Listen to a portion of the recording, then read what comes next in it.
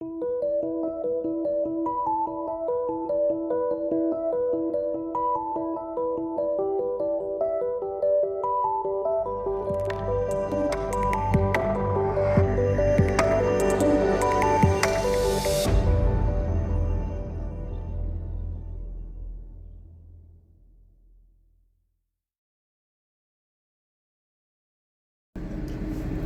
morning everyone, welcome back to the channel. Today we're going to visit Musfir Cave or Musfir Sinkhole as colloquially known dito sa Qatar, no? Susunduin natin yung dalawang friends natin ulit, sina Angela and Ranel. Today is fine Saturday morning. It's around 5:30, medyo maliwanag na, no? Mataas na yung sikat ng araw. So hopefully pagpunta natin doon hindi masyadong mainit. And sana hindi humid, ano? Okay lang sana yung mainit, pero hindi, wag lang yung humid. And bago kayo daw pumunta doon, ayon sa mga reviews na mga nakabisita na, pwede naman daw yung sedan and bring lots of water kasi wala naman daw mga tindahan doon sa malapit doon. So see you later. Samahan nyo kami ulit, pasyal tayo doon sa Musfir Sinkhole.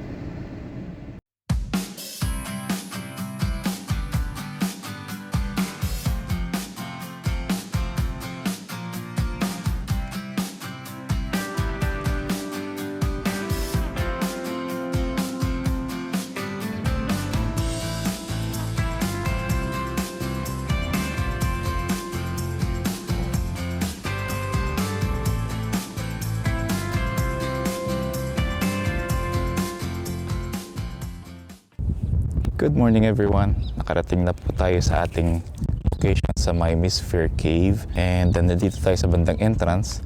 May mga comfort rooms naman pala dito eh. May mga rest areas din, nakita nyo doon. And may mga few guidelines lang tayong dapat sundan pag nakarating tayo dito. Mas mainam po na nakasapatos kayo kasi medyo mabato po yung cave. Tsaka hanggat maaari eh, medyo kaya nyong bumaba kasi pababa pala yung cave. Di bale, papakita natin sa inyo doon. Wala pong entrance fee pala dito, by the way. Libre lang po lahat. At enjoy the video po. Samahan niyo po kami ulit ngayon for another galaan day. See you. Ito po yung entrance ng Musfir Cave, ano? Pasensya na po, medyo mahangin dito ngayon.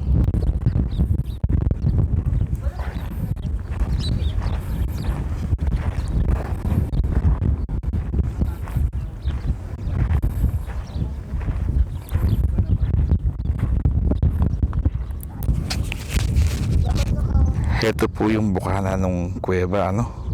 Pababa pala siya.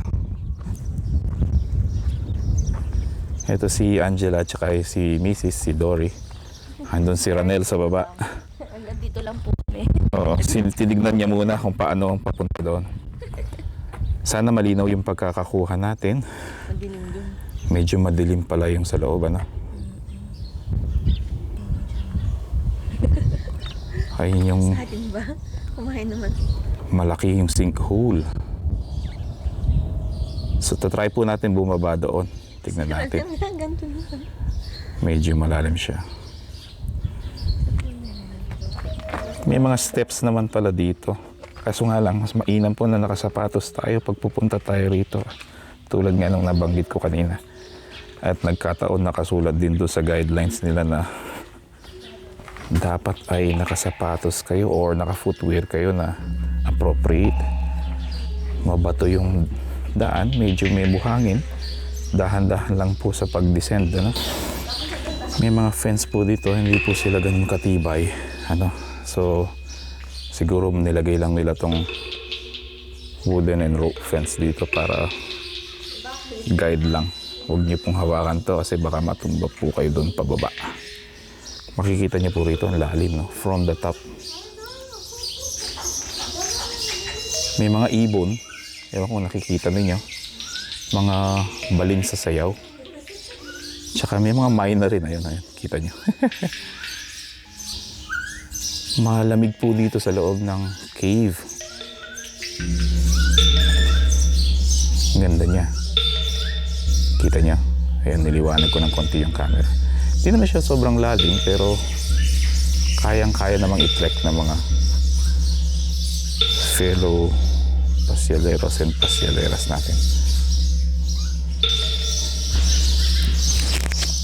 Sa mga kabayan po natin na napapasyal dito, mag-iingat lang po sa pagbaba kasi although mabato siya, may mga hawakan ka, yung buhangin sa lupa, yan yung nakakapagpadulas. Tsaka dapat medyo fit kayo ng konti dito, kasi medyo mapapalaban kayo ng pababa.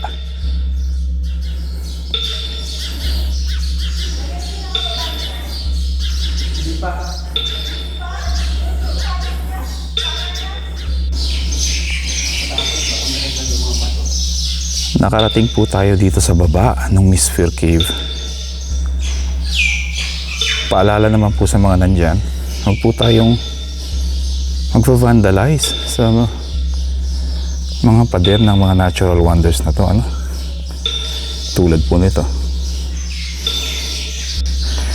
Nakarating kami ni Ranel, yung friend namin, nandito sa pinakababa ng Misfir Cave,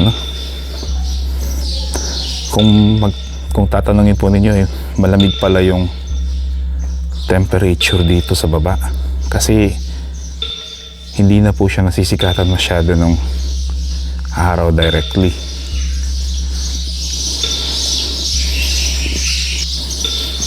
Ayun,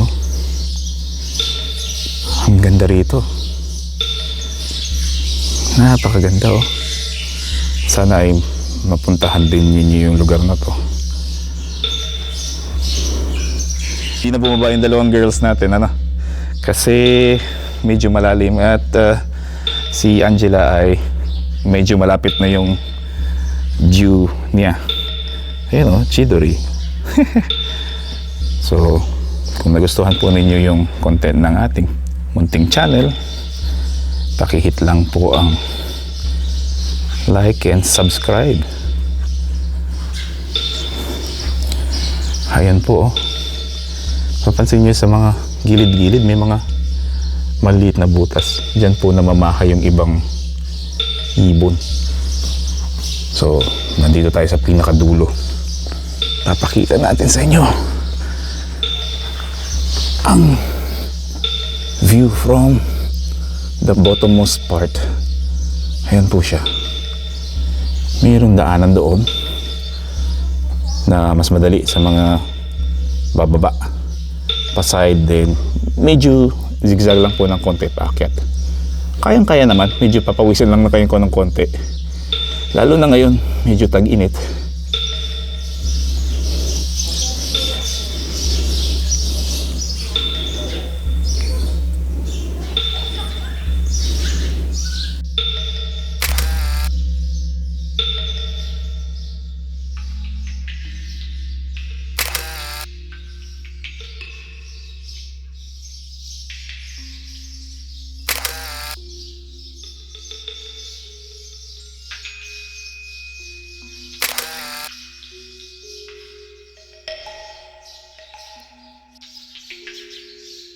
Medyo nakakapagod nga lang yung paakyat. Sa mga magbabalak pumunta dito, mag-ingat po kayo. Although matibay yung mga bato, madulas yung buhangin. Napakadulas nga. Kasi pino masyado. Merong marker doon, nakita nyo. Damam Formation and Ross Formation. And that's the end of our episode today. Nakapasyal tayo ngayon sa isang natural, non-man-made wonder dito sa Qatar. Kasama natin ulit si Ranel and Angela. Unfortunately, di bumaba yung dalawang girls natin. Kasi medyo nakakapagod din yung pababa. Lalo na yung paakyat. Actually, sumakit ngayon isang tuhod ko kasi mabato at medyo madulas yung buhangin. Anyway, we hope na enjoy ninyo yung video. Samahan nyo kami ulit sa susunod nating episode for another pasyalan day dito sa Qatar. Bye-bye.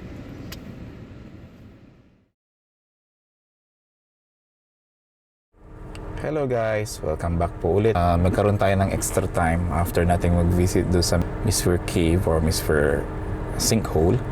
Ngayon, nagkaroon tayo ng chance para mag-visit naman tayo dito sa may Caraana Lagoon. And kasama natin ulit si Dory, tsaka yung dalawang friends natin, si Angela and Ranel.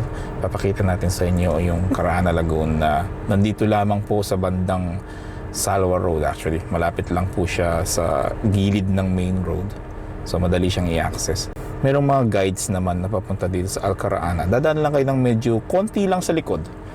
Samahan nyo kami ulit dito sa ating pasyal day. And sana enjoy nyo po ang ating video dito sa may Alcaraana Lagoon. Let's go! Ito po ang Alcaraana Lagoon. I believe naipong tubig ito, no? Ang Caraana Lagoon ay located malapit lamang po sa main Salwa Road, ano? Madali lang po siyang i-access. Tulad ng nabanggit ko kanina,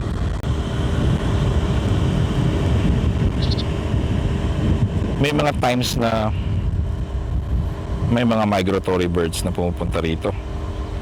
Kaso nga lang, since summer ngayon, walang masyadong migratory birds. Hindi nila season, kumbaga.